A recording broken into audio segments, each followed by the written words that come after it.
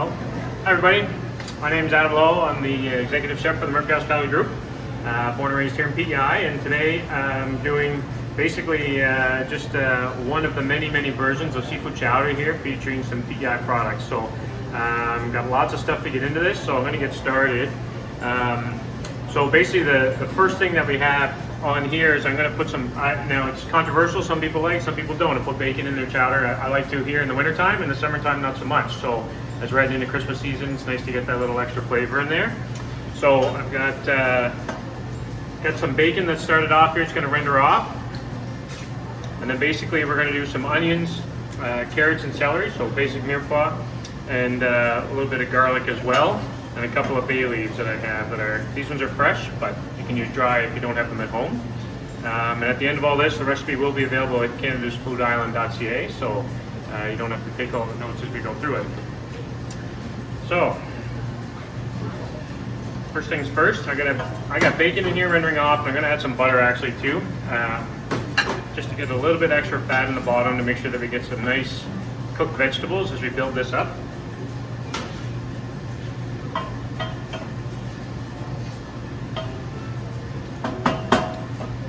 Basically, you can do this without bacon and just start with some butter. You can use oil as well if you're lactose intolerant, or maybe you don't want to have butter in there. But generally speaking, if you're using cream and milk and everything else that comes with this, probably not making this if you're lactose intolerant. But here we go. So break up the fat, get it nice and melted, but we don't want it to overcook. So we're on about a medium-high heat. I have 2 fresh bay leaves that I'm going to throw in. We added in to get the heat into it early so that it releases some of the flavor as everything builds up. So like most sauces and soups, you want to start with the core ingredients, which in here we have onions and celery and carrots, and then kind of build the flavors up as you go. So it's kind of in stages. And you really just want to sweat this off a little bit, and then we're going to right away add the onions.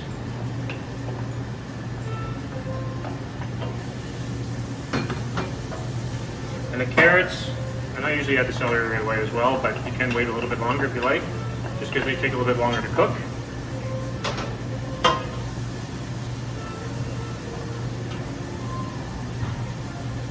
But you should be able to start to smell everything as it starts to warm up.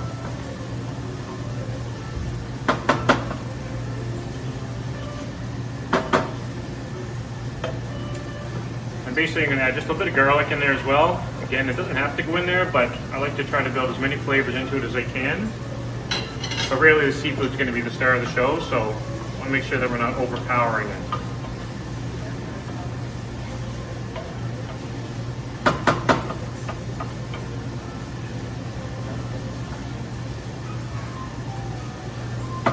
You don't want any color. You don't want to have it on too high heat that it starts to get dark, or you start to see any caramelization, because that'll actually change the color of the chowder in the end, and we want that nice sort of light, sort of whitish, yellowish chowder at the end.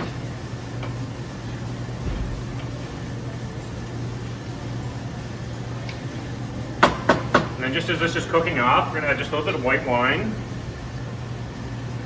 Make sure that we take off anything that's at the bottom of the pot, because that's all flavor in there. And then just going to let that simmer off and let that cook off.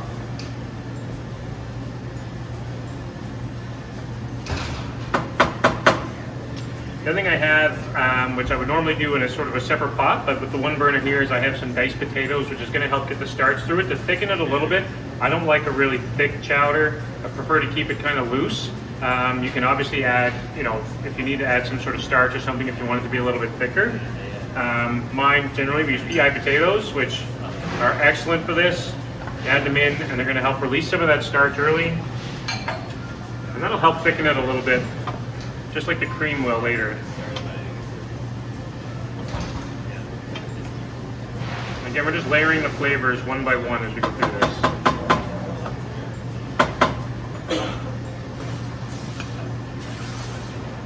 And right away we have most of the ingredients already in.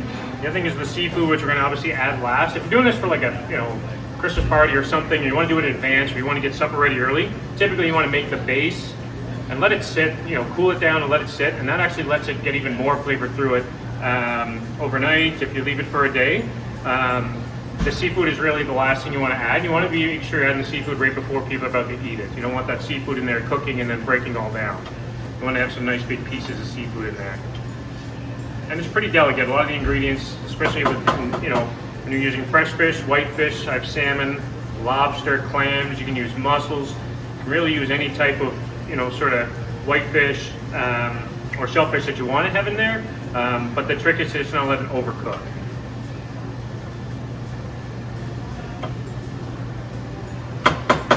The thing is, I don't want to season it all at the end. I like to season it in stages as we're going up. So we're going to add a bit of salt and pepper early so that we get some of that flavor coming out. So everything, it comes up uniformly. And if you don't want to discolor the chowder with black pepper, you can use white pepper, but it is a different flavor. So just get to know what you like. I prefer black pepper, and I'm the one that's cooking, so that's why I'm using it.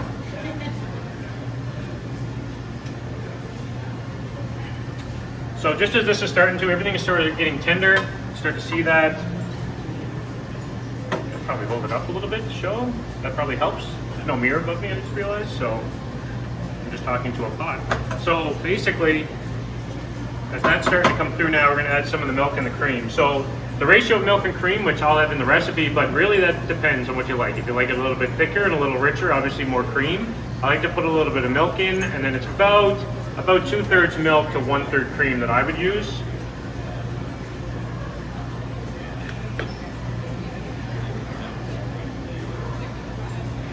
But in this case, because I'm building it in one pot, which most people do at home, I'm just adding the milk first, and then I'm going to add the seafood to let that come up with the cream at the same time, because I don't want to bring that up to a boil.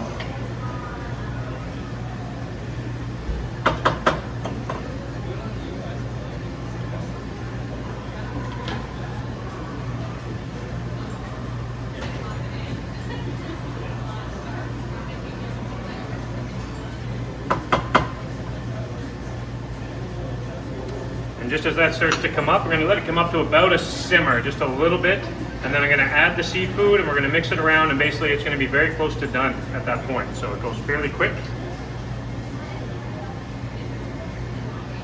A bigger version here.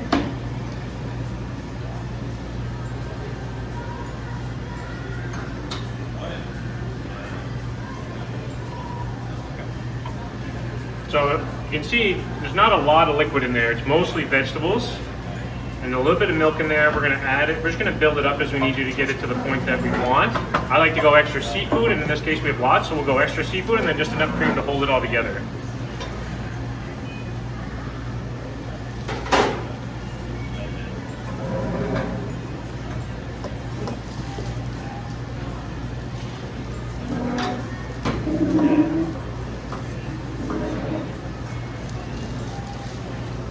That's not going to go well for me. I'm not going to do that. I am going to instead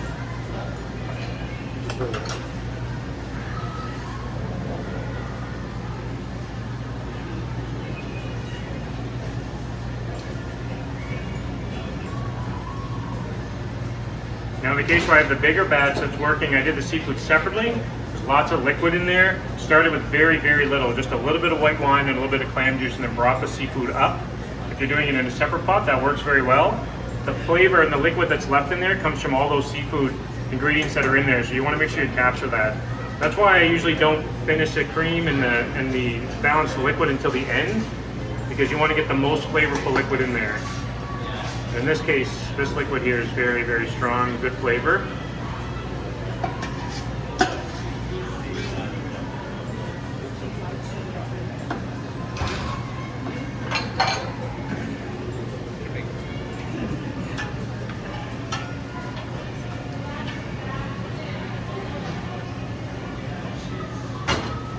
And then the same here. So you can see the smaller pot, we're just at that simmer point now.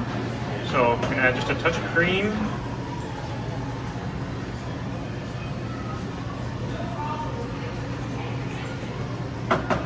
We're gonna bring up that seafood. So we've got some salmon and bay scallops and haddock in here is what I use today. And I have lobster and bar clams. So hopefully everybody loves seafood.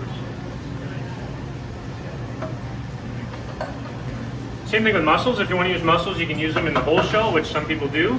I like to typically cook them off a little bit earlier and shuck them, and then put the mussels right in, and then save that liquid and put that in there as well. It's really just a preference.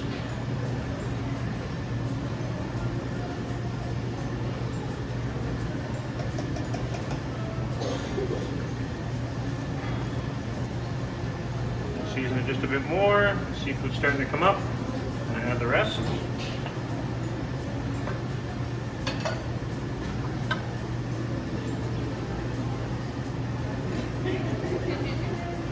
Okay. And to give you an idea of sort of the thickness. So you can see there's lots of seafood in there.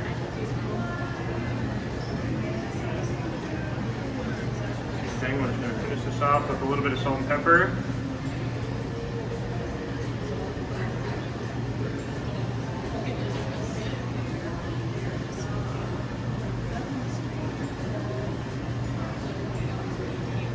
That's very close. And then I have the last bit of stuff that I have here. I have some chopped parsley and chopped chives. It really depends on the flavor profile you like. I actually also like fresh basil, especially in the summertime, but you can use sort of whatever you like. That's really personal preference. So I'll actually garnish the top with chives, and I'll put some parsley just through it, just to give a little bit of heat to the parsley to release that flavor. And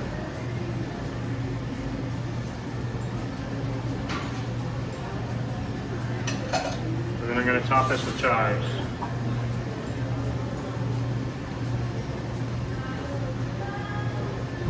The other thing that's really important to remember is the base is so hot because it's been cooking. Once you add your seafood in, typically you don't want to leave it on to the point that the seafood is completely cooked. I like to kill the heat a little bit earlier because it's going to keep cooking in that liquid. So you really want to get it to that sweet point of the seafood is just coming to cooked as you're about to serve it up.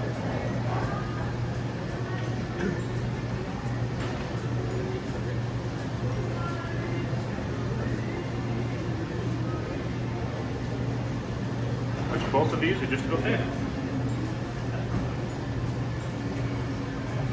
I'll lean it forward there so you can see what we're looking for there. So again, I like it a little bit thinner, not as heavy, but really that's just personal preference.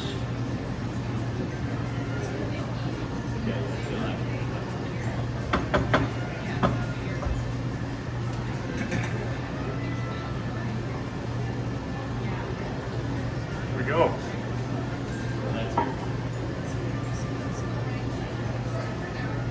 And that's it. As simple as that.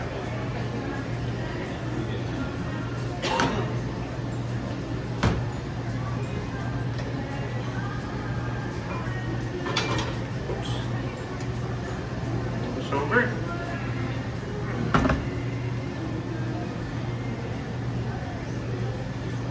There we go. All set. Just like that. How's it smell? Smell okay? Like seafood? Hopefully it tastes the same. That's the goal. Who wants some chowder?